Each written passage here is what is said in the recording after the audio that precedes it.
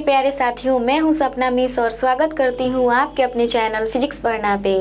आज का जो हम लोग का क्लास है इसमें हम लोग पढ़ने वाले हैं मेरे बिना तुम प्रभु पाठ का ऑब्जेक्टिव क्वेश्चन।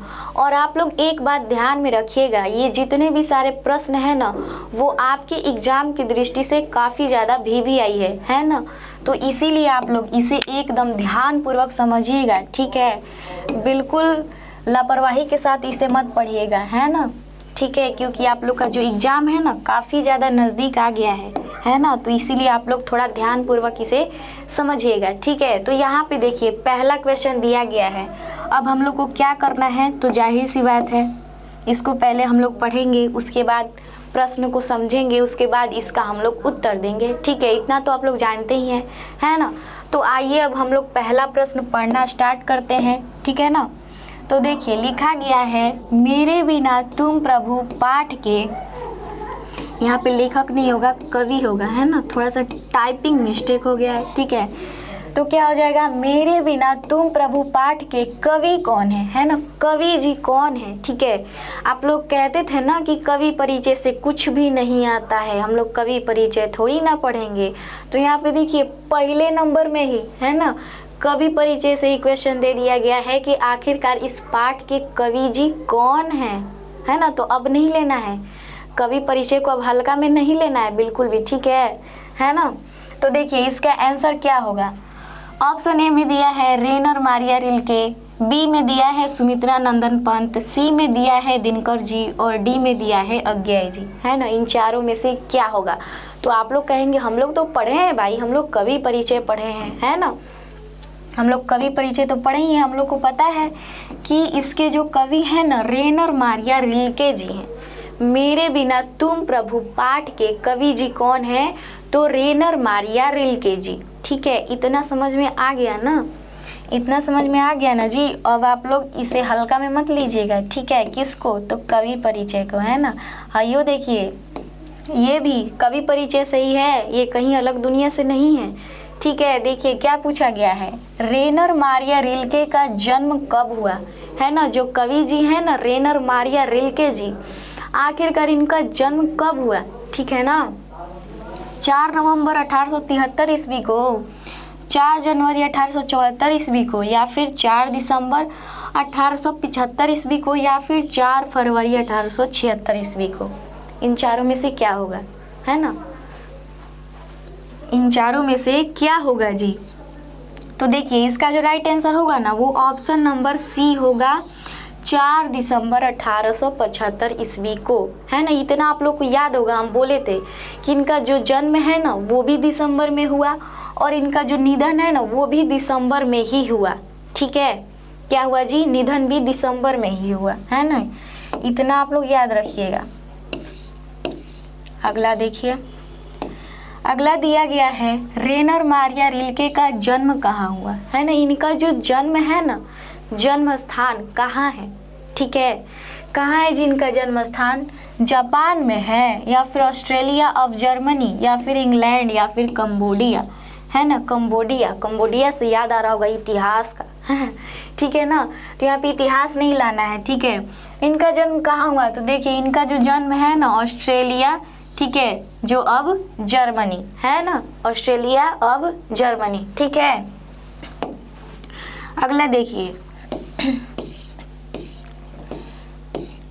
अगला दिया गया है रेनर के पिता का क्या नाम था, है ना। इनके जो पिताजी थे ना, फादर, पिताजी, इनका आखिरकार क्या नाम था। पीटर रिल्के, जॉनसन रिल्के, या फिर विलियम्स रिल्के, या फिर जोसेफ रिल्के। इन चारों में से क्या होगा इनका नाम, किनका नाम, तो इनके पिताजी का नाम, फादर जी का नाम। तो देखिए इनके फादर जी यानी कि पिताजी का इनका नाम था जोसेफ रिल्के। किनके पिताजी का नाम, तो रेनर मारिया रिल्के का, रिल्के, है ना। लास्ट में रिल्के आ रहा है, ठीक है, यानी कि जोसेफ रिल्के था, क्लियर। और आज आप लोग आवाज़ पे मत जाइएगा थोड़ा, है ना। मौसम परिवर्तन हो रहा है, आप लोग जानते हैं मौसम परिवर्तन हो रहा है, तो जाहिर सी बात है कि तबीयत में भी परिवर्तन होगा। तो आप लोग समझ सकते हैं सर्दी जुकाम खांसी सब हो जाता है हम लोगों को, है ना, तो वही हो गया है। इसीलिए आप लोग आज साउंड पे यानी कि आवाज़ पे ज़्यादा फोकस मत कीजिएगा, समझने पे कीजिएगा, है ना। ऐसा मत कहिएगा कि आपका साउंड आज कैसा निकल रहा है जी। ठीक है, देखिए रेनर के माता जी का क्या नाम था, है ना, जो कवि जी हैं इनके माता जी का क्या नाम था। हम लोग ये तो देख लिए कि इनके पिताजी का नाम जोसेफ रिल्के है, लेकिन इनकी मम्मी जी का क्या नाम है, यानी कि माता जी का क्या नाम है। तो देखिए इनके माता जी का नाम था सोफिया। क्या नाम था जी? सोफिया। याद रखिएगा, रेनर मारिया रिल्के जी की माता का नाम सोफिया था, है ना, सोफिया नाम था। ठीक है, बहुत अच्छा नाम है ना, ठीक है ना। अब देखिए आगे दिया गया है, रेनर मारिया रिल्के किस भाषा के कवि हैं। ये जो क्वेश्चन है ना आपके एग्जाम की दृष्टि से काफ़ी ज़्यादा VVI है, ठीक है, यानी कि इम्पोर्टेंट है ना, क्योंकि बच्चा लोग ज़्यादा ध्यान तो देगा नहीं कि ये लोग समझेगा कि भारत में हम लोग पढ़ रहे हैं तो भारतीय के ना होंगे, हैं अभी तो कभी से देख रहे हैं तो भारतीय का सब लोग थे, तो ये भी भारतीय के होंगे। तो जी नहीं, ये भारत के नहीं थे, ठीक है, ये भारत के नहीं थे जी, ये थे जर्मन के, है ना, ये एक जर्मन कवि थे। जब आप लोग कवि परिचय कर रहे थे ना तो लास्ट में हम पढ़ाए थे, है ना, एक लाइन बना के लिखे थे कि ये कविता जर्मन कवि जी की है ना, यहाँ प्रस्तुत की गई है। ठीक है, जो लोग कवि परिचय पढ़े होंगे उनको ध्यान होगा, है ना, जो नहीं पढ़े उनका तो बात ही अलग है भाई, है ना। अगला देखिए, रिल्के की कहानी संग्रह है, इसमें से कहानी संग्रह कौन है ना, रिल्के जी का life and songs, tales of अल्माहटी, यहाँ पे हाँ होगा, ठीक है, अल्माहटी या फिर लॉरेंस सेक्रीफाइस या फिर एडवेंट, इन चारों में से क्या होगा। तो देखिए इसका जो राइट आंसर होगा ना वो बी नंबर होगा, टेल्स ऑफ अल्माहटी। ठीक है, क्या होगा जी? टेल्स ऑफ अल्माहटी, है ना, इसका राइट आंसर होगा। ठीक है, टेल्स ऑफ अल्माहटी, है ना, दिमाग में बैठा लेना है। ठीक है, अब चलिए अगला हम लोग प्रश्न देखते हैं। अगला प्रश्न क्या कह रहा है, देखिए अगला प्रश्न लिखा गया है, मेरे बिना तुम प्रभु कविता का हिंदी अनुवाद यानी कि रूपांतर किसने किया, है ना, आखिरकार वो कौन है ना, कौन है वो जिन्होंने इस पाठ का रूपांतर किया, है ना। और इस क्वेश्चन का आंसर हम बिल्कुल नहीं देंगे, आप लोग देंगे, है ना। वैसे हम बहुत दिनों से गौर कर रहे हैं, ठीक है, हम ऑब्जेक्टिव क्वेश्चन तो पढ़ा रहे हैं, ठीक है, उसमें क्वेश्चन भी दे रहे हैं, बट उसका आंसर नहीं आ पा रहा है ना। आप लोग को डर लग रहा है क्या? है डर लग रहा है? डरना बिल्कुल नहीं है, ठीक है, बिल्कुल भी डरना नहीं है ना। यहाँ पे गलती होगा तो सुधर सकता है, लेकिन अगर एग्जाम में हो गया गलती तो ना भैया ना, कभी ना सुधरेगा, है ना। इसलिए आप लोग यहीं पे गलती कर लीजिए, लेकिन वहाँ पे मत कीजिएगा, ठीक है। यानी कि आप लोगों को जो भी आंसर समझ में आ रहा है आप कमेंट में हमें बताइए, यानी हमें लगेगा कि ये क्वेश्चन का आंसर गलत आ रहा है तो हम ज़रूर उधर से रिप्लाई करेंगे, है ना। ऐसा थोड़ी ना है, हम सेल्फिश व्यक्ति नहीं है, ठीक है, कि हमें आंसर नहीं देंगे, हम देंगे, आंसर देंगे, है ना। तो इसीलिए आप लोग कमेंट कीजिएगा, ठीक है। अब देखिए, कवि रिल्के के अनुसार मनुष्य के बिना किसका अस्तित्व नहीं रहेगा, है ना। कवि जी आखिरकार किसको कहते हैं कि हे, सॉरी अभी तो बोल ही देते, उसका आंसर ये भी बोल देते हैं, है ना। आइए पहले ऑप्शन देख लेते हैं, ठीक है। दिया गया है ईश्वर, पर्वत, प्रकृति या फिर हवा, इन चारों में से क्या होगा। तो आप लोग कहेंगे प्रभु जी होंगे, तो प्रभु जी मतलब ईश्वर जी, भगवान जी, है ना, ईश्वर। यानी कि आप लोग जब पाठ पढ़ रहे थे तो उसमें लिखा था ना कि हे प्रभु मेरे बिना आपका जो जीवन है, जो आपका जो अस्तित्व है ना वो संभव नहीं है। अगर मैं नहीं रहूँगा तो आपका जो अस्तित्व है ना वो मिट जाएगा, ठीक है। मैं नहीं रहूँगा तो अब क्या करेंगे, मैं नहीं रहूँगा तो आपको जो पैर है ना उसमें छाले पड़ जाएंगे, है ना। आप लोग ये तो पढ़े हैं ना। तो वही पूछा गया है कि रिल्के के अनुसार मनुष्य के बिना किसका अस्तित्व नहीं है। तो जाहिर सी बात है प्रभु जी का, है ना, भगवान जी का, ईश्वर जी का, है ना, परमात्मा जी का, ठीक है, जो भी हम अपने भाषा में कहें, ठीक है, समझ गए। यानी कि इसका राइट आंसर क्या होगा जी? तो ए नंबर होगा ईश्वर। क्लियर। अगला हम लोग देखते हैं। अगला दिया गया है, दूर चट्टानों की ठंडी गोद में किस कवि की पंक्ति है? ये जो पंक्ति है ना, दूर चट्टानों की ठंडी और क्या है जी, गोद में। ठीक है, ऑप्शन दिया है जीवनानंद दास, अनामिका, सुमित्रा नंदन पंत या फिर रेनर मारिया रिल्के जी। तो आप लोग कहेंगे आप भी गजब का क्वेश्चन पूछती हैं, यही हम लोग पाठ पढ़ रहे हैं, इसी पाठ का हम लोग कवि परिचय भी देखे हैं ना, व्याख्या भी देखे, और आज हम लोग ऑब्जेक्टिव देख रहे हैं। तो हम लोग को ये नहीं पता है कि इसके जो कवि जी हैं वो रेनर मारिया रिल्के जी हैं, है ना। कौन है जी? रेनर मारिया रिल्के जी हैं। ठीक है, तो जिनको पता है बहुत बहुत धन्यवाद कि आप लोग को पता है, आप लोग बहुत अच्छे हैं प्रभु जी लोग। लेकिन जिनको नहीं पता है उनके लिए है ना रेनर मारिया रिल्के जी। ठीक है, याद रखिएगा, है ना। एग्जाम तक तो याद तो रखना ही पड़ेगा भैया, कब कहाँ से क्वेश्चन दे दे कोई ठिकाना नहीं है ना।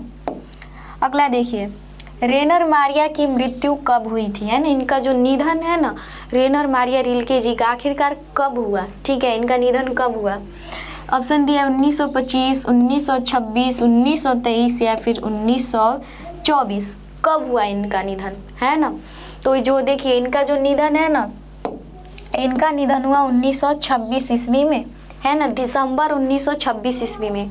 हम कह हैं ना कि इनका जो जन्म है वो भी दिसंबर में हुआ और इनका जो निधन है वो भी दिसंबर में ही हुआ, यानी कि दिसंबर 1926 ईस्वी में हुआ। ठीक है ना, समझ गए। अगला देखिए, दिया गया है चरणों में छाले पड़ जाएंगे वे डॉट डॉट लहूलुहान, है ना, क्या होंगे? भटकेंगे। ठीक है, चरणों में छाले पड़ जाएंगे वे भटकेंगे, है ना। यहाँ पे फील करना था, ठीक है, यहाँ पे भरना था, है ना। ठीक है ना, यहाँ पे भरना था, ठीक है, यहाँ पे भ होगा,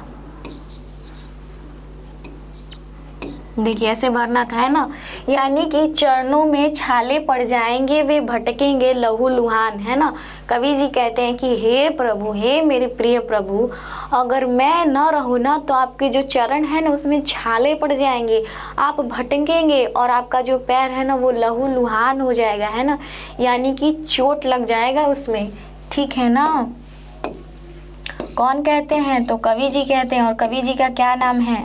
तो रेनर मारिया रिल्के जी। दिया गया है कवि रेनर मारिया रिल्के किनके चरणों में छाले पड़ जाने की बात करते हैं? किसको कहते हैं कि आपके चरणों में छाले पड़ जाएंगे? तो हम अभी बोलते हैं हे मेरे प्रिय प्रभु, हे मेरे प्रभु, यानी कि किनको जी? प्रभु के चरणों में कहते हैं ना कि हे प्रभु, अगर हम नहीं रहे ना, क्योंकि हम तो आपके पादुका हैं, चरण पादुका हैं, अगर हम ही नहीं रहे, अगर आप हम ही को नहीं पहनेंगे तो जाहिर सी बात है आपका पैर छिला जाएगा, है ना, पैर छिला जाएगा। ठीक है, तो किनके चरणों में छाले पड़ जाएंगे? तो प्रभु जी के चरणों में छाले पड़ जाएंगे, है ना। ठीक है, यानी कि एक प्रभु की पहचान किससे होती है जी? तो एक भक्त से होती है। ठीक है, इतना समझ जाइएगा, है ना। अगला देखिए, दिया गया है लाइफ एंड सॉन्ग्स कविता संकलन किसकी रचना है? ऑप्शन दिया गया है जीवनानंद दास, वीरेंद्र डंगवाल, रेनर मारिया रिल्के या फिर कुंवर नारायण। ठीक है, तो आप लोग कहेंगे जीवनानंद दास तो पहले नहीं होंगे, वीरेंद्र डंगवाल ना ये भी नहीं होंगे, इनका तो ये नहीं है ना। उसके बाद कुंवर नारायण तो जी नहीं, ये कहाँ से होंगे? ये भी नहीं होंगे। तो लास्ट में क्या बच रहा है? रेनर मारिया रिल्के, यानी कि इसका right answer option number C होगा, रेनर मारिया रिल्के जी का, है ना। कौन सा जी? तो लाइफ एंड सॉन्ग्स, ठीक है, कविता है जो किसकी है? तो रेनर मारिया रिल्के जी की है। इसको एकदम फोकस में रखना है ना, फोकस में। ठीक है, जैसे फोटो खिंचवाने आप लोग जाते हैं तो सोचते हैं कि फोकस में हम ही लोग रहें, है ना। शादी में जाएंगे तो सोचते हैं कि फोकस में हम ही लोग रहे, है ना, कैमरा में हम ही लोग का फोटो है। तो ठीक है, इसको भी आप लोग फोकस में रखिएगा, है ना, ऐसा नहीं है कि इसको यूं ही कर दीजिएगा। तो उम्मीद करती हूँ कि इतना तो आप लोग को बहुत अच्छा समझ में आया होगा।